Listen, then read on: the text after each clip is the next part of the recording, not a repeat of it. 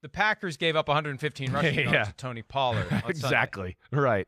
If Tony Pollard gains 115, what's Derrick Henry going to get? That's the scary thing. Right. We've seen that, you can run the ball on Green Bay a little bit. They're a really good defense. We know that. But there's been teams all year long that have run the ball on Green Bay. Maybe it hasn't been like, oh, my gosh, they got absolutely smashed by it. But, I mean, you go through the year and you go, well, yeah, there's been plenty of teams that have put together 100-yard rushers, over 100-yard games, and playing that way. So that's where they've been a little disappointing. And then we know with that and a running ability like that, this is a team that's got a great play-action pass game. They just don't have that guy yet. And then, they're great too, Mike. And another point to your Vrabel point where, just, again, think of last week what Vrabel does.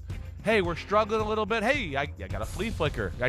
He always gives his team like one or two plays, too, to go, yeah, we're not the most explosive offense or whatever, but we found one or two creative ways to kind of screw you over, and we got a touchdown out of it. And that's where he's really, really damn good. But, that's, to me, Mike, you hit it, is can they stop this sledgehammer, this guy right here?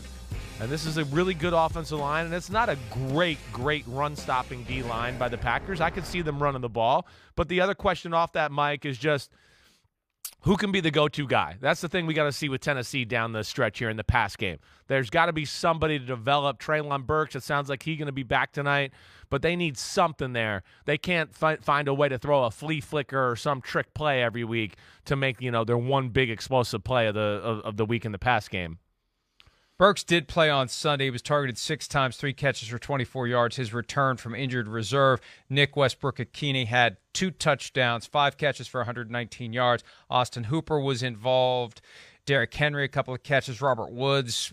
There was a lot of hype preseason that Robert Woods was going to be some magical addition to the Titans offense. He really hasn't done much for them this year. And, Ryan Tannehill was banged up, missed a couple of games, but he's back. He's healthy.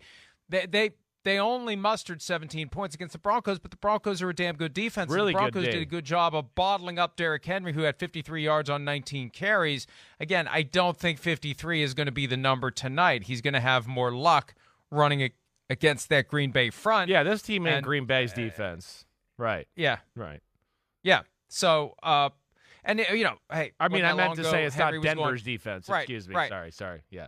Not that long ago, Henry had back-to-back 200-yard games. He's a guy that just kind of explodes when you least expect it. It's not like every game's 100-yard or every game's 150, but he's got that potential to just go off. And I could see it happen tonight. And it's simple. Again, we overcomplicate it at times. This is a simple formula tonight for the Titans. Run and stop the run. Run and stop the run. And they can do both as well as anyone. Yeah, no, you're right. They can. They can do as good as anybody. But there's got to be, at least to their offense, a little bit of an element to where this is a team, again, Green Bay's defense, it is very good. They're better at pass defense than run defense.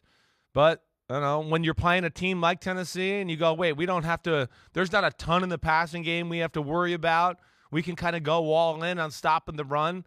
That's where it gets interesting. It really does. And then you got a guy like Jair Alexander where, you could flirt with playing some man-to-man and load the box and play that way as well.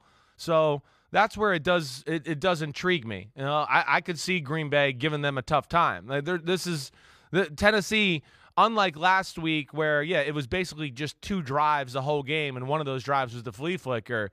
They're going to have to depend a little bit more of a passing tack tonight. I don't think they're going to be able to just get away with just bludgeoning them in the run game. Joe Barry, that coaching staff up there in Green Bay, they know what they're in store for here. They're going to put all their eggs into stopping the Derrick Henry basket there.